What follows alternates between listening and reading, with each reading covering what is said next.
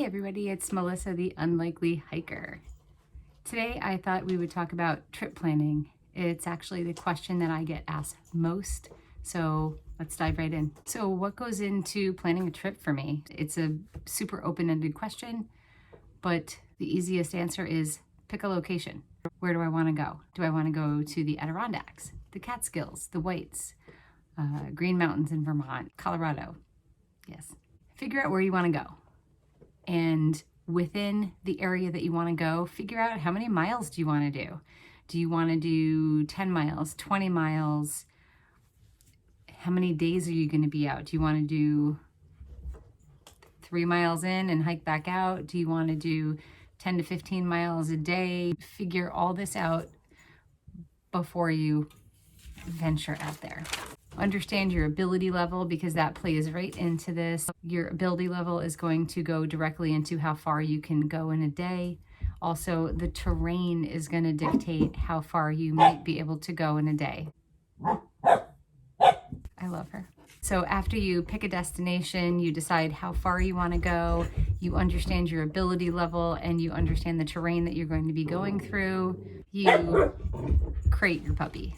We've got zoomies. Okay, so after you figure out where you want to go, you need to figure out the area. So a couple really good resources: maps and guidebooks. I have various maps and guidebooks: Tour de Mont Blanc, Collegiate Peaks Wilderness. I've already been in this area, hoping to go back soon. A place I've never been before. But my point is maps and books are going to be your big resource, your first resource into the area that you want to go in. And it's, when I say first resource, I mean that's where you're going to get the best information about the trail, what it's like, how far it is, what water sources you have. Really, all the basics are going to be in that map and the guidebook that goes along with that. Never underestimate the usefulness of a map and guidebook. Please see my video from my winter attempt at Dick's Mountain, and you'll see why. Some other possible resources are things like All Trails, Gut Hooks. There are some Facebook groups that are very specific to certain locations. Just please remember, don't base your trip off of Facebook comments, because notoriously rude and unreliable. There's also some resources in the form of trip reports and blogs online. So after you decide where you want to go, how long you're going to be out, and how many miles you want to do in a day, and you understand the terrain and your ability level, then you have to decide on a gear list. Packing for a trip does not need to be overwhelming. It's always best to write things down, but on your gear list, there's certain considerations that need to be made outside of the obvious. In your gear list, there needs to be some considerations made. I'm just going to go through the basics here, nothing very special or specific. You need to consider the weather. Is it cold? Is it rainy? Is it cold and rainy? Is it snowy? Is it the middle of summer? Is it black fly season? It's always black fly season here in upstate New York, or winter, one or the other. How much clothes do you need to pack? How much food do you need to pack? Do you need a bear canister? Is it okay to bear hang? Are you going to sleep in a tent? Are you going to sleep in a lean-to? Keep in mind that a lot of lean-tos do tend to fill up. Carrying a backup shelter is always a good idea. So other than the obvious basics, you have your gear list going, you know what you're going to bring because you know the temperatures, the location, how many days you're going to be out, how much food do you need. Keep in mind you should always carry about 1 day at least extra worth of food, just in case you get stuck in the backcountry. And you could always help somebody else out with it too. Just give it away. Then you don't have to carry it. Next, you're going to want to plan your route. So are you going to be doing that loop hike, lollipop, or point to point? Is it going to be a bushwhack? Is it going to be an established trail? All things to consider when you're planning your route. While you're planning your route, you want to make sure you understand where all of your water sources are, because it is so much easier to filter water than it is to carry water. When you're route planning, you also want to make sure you understand any bailout points that you might be able to use.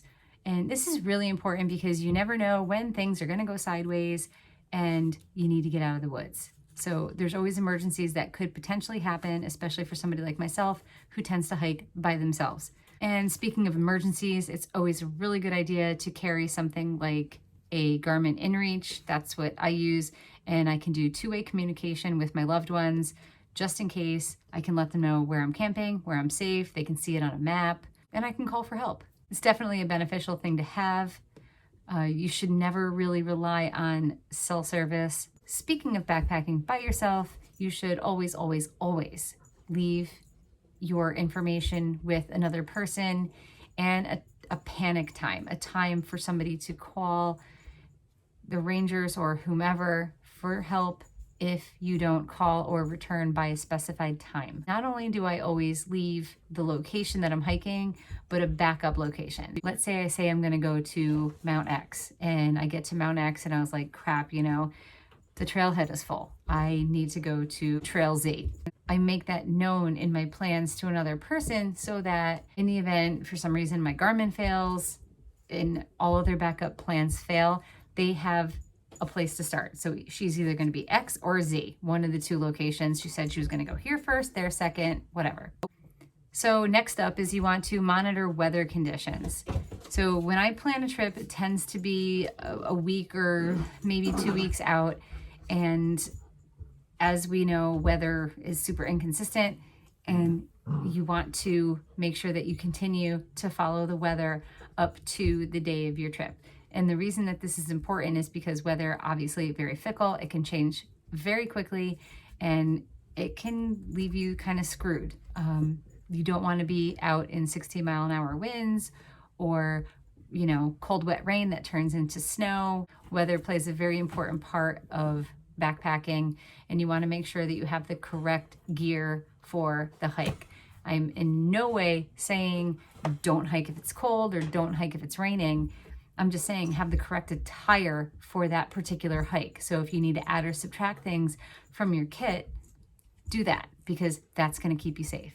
And sadly, if the weather goes really foul, you might want to consider rescheduling your trip. It's never worth it just to get out and grab that peak, even though the weather is going to be really tragic, again, for somebody who hikes by themselves like myself. Another great thing to do is check for recent trip reports. And that's good because you can kind of get a general idea of what the trail conditions are like right before you hit the trail. And finally, make sure you understand the area that you're going to be hiking in. Is it prone to landslides, drought, flash floods, fast moving weather like, I don't know, Mount Washington, worst weather in the world, I think. You need shelter from the heat. Should you bring an umbrella, something like that? You want to make sure you understand where you're headed and the surrounding weather and weather patterns, because you need to be prepared for it. So after you have all that stuff done and you've practically memorized, actually you should kind of memorize the map and book for the area that you're going to be going, get out there and enjoy your trip. Just be mindful that it's okay to bail on a trip if something comes up suddenly and things go out of your control. So if you've seen some of my videos, my past 2 winter high peak attempts failed because I had to turn around. And I do that because I hike by myself, so I can only rely on myself. I have nobody else to lean back on, so it's really important that I maintain that level of safety.